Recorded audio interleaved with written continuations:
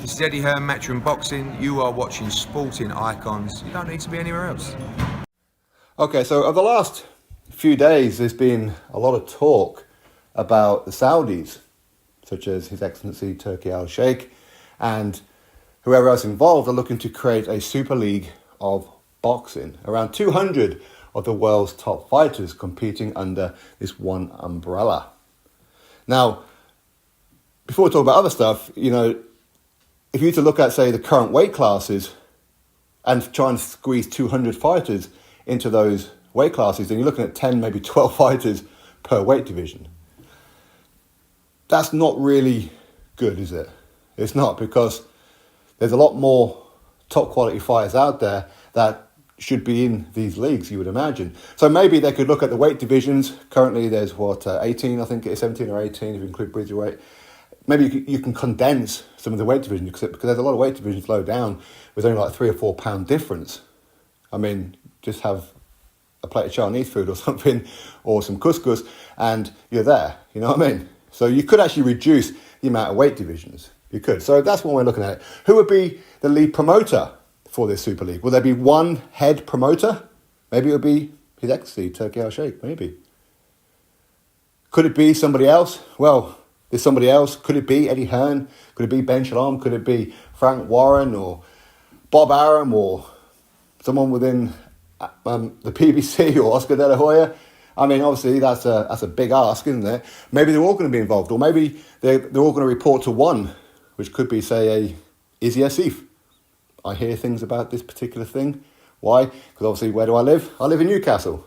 Who runs the Newcastle football stadium at St James's Park? Well, the Saudis do, don't they? So of course you hear certain things. Anyway, that's potentially for another video. Now, as far as the sanctioning bodies are concerned, so if you want to create a super league, do you really need the WBC, WBA, WBO, WBA? Now, if you speak to Frank Warren and Bob Arum, they'll say, well, we definitely need the WBO. If you speak with Al Heyman, well, we definitely need the WBC. If you speak with Don King, well, we definitely need the WBA. So there's always going to be some kind of pushback. No, we need these ones. And why? Well, there's some favoritism going on.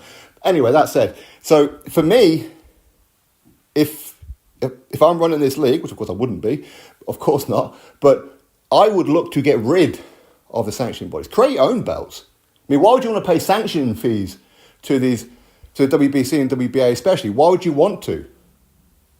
You're going to pay them a percentage of what you're paying the fighters. Why would you want to do that? Get rid of them. Don't involve them. You don't need to speak with them. You don't have to talk to them about their bias and potentially corrupt ranking systems. You don't have to talk to them about any of that kind of stuff. You don't have to go to their conventions and try and petition for your fighters to be ranked in certain positions. Why? You have your own league. You have your own people doing the ranking system. Hey, I'll be good at that. That's for sure. But you don't have to do all that. Why would you waste your time on them? Why would you pay them money?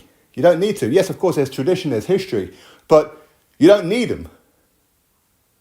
People like Mauricio Suleiman and Gilberto Mendoza, in my opinion, are not a scratch on their fathers. They've let down their father's legacy. They have.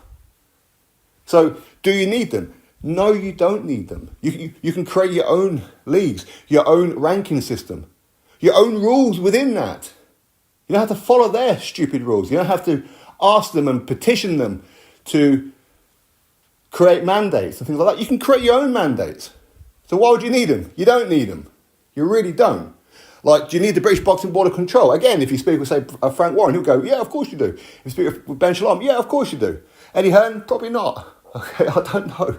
But for me, do you need them? No, not really. Okay, they don't have the authority to stop people boxing in the United Kingdom. They don't have that.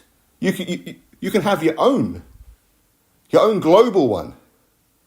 And a fighter's going to have fights on UK soil. You don't need the British Boxing Board of Control's approval of it. You just don't. It just seems to be the done thing.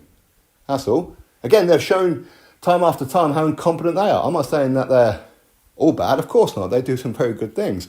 But anyway, there's so many things that they could do with that Super League. And hopefully they do it. And hopefully it's not just a Super League for a couple of years. Hopefully it's a long-term thing.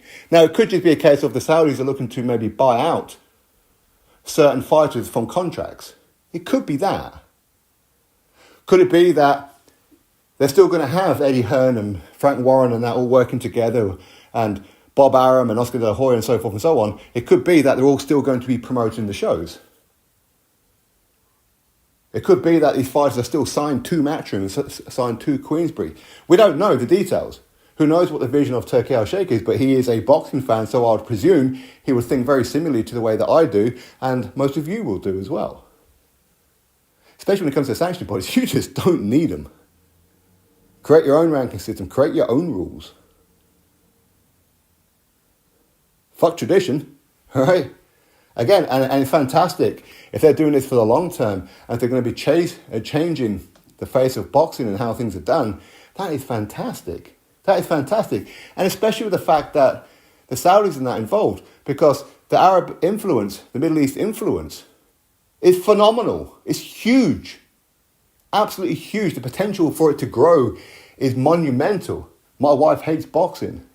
Okay, but my wife speaks Arabic. Okay, obviously she's Moroccan and that. So, and she takes notice when she sees or hears certain things about Saudi and things like that. And slowly but surely, maybe she'll get into boxing properly. I mean, probably not, because she's not that kind of person. But anyway, that said, the point is, a lot of people will be influenced by what it is that they're doing. Of course, you can involve Qatar, you can involve all these other nations and countries and whatever else as well. There's so much potential. Hopefully, this is something that can be done. Hopefully. And if any fighters out there, if you get approached, then you'll be stupid to turn it down. Very stupid. Because as I said, at some point, the sanctioning bodies could well become obsolete. And you need to be involved in this. And I would hope that not every single fighter out there will be looking at the Saudis going, well, I can get 20 times more money than what I would normally get. And hopefully not. While I'm sure the purses will be very, very high, it probably won't be as much as what they currently are, what a lot of fighters are currently getting, because at the minute they're still splashing money because they're trying to get the eyes and the ears involved in their particular boxing brand and their vision. At some point it's going to have to plateau out a little bit. Of course it will be. It can't be sustainable forever. No such thing as an endless pot of money. Okay, but anyway, 5 billion seems to be the price. It's a lot of money. Let's see what happens. Drop your thoughts below. Click thumbs up, subscribe. Catch you next video.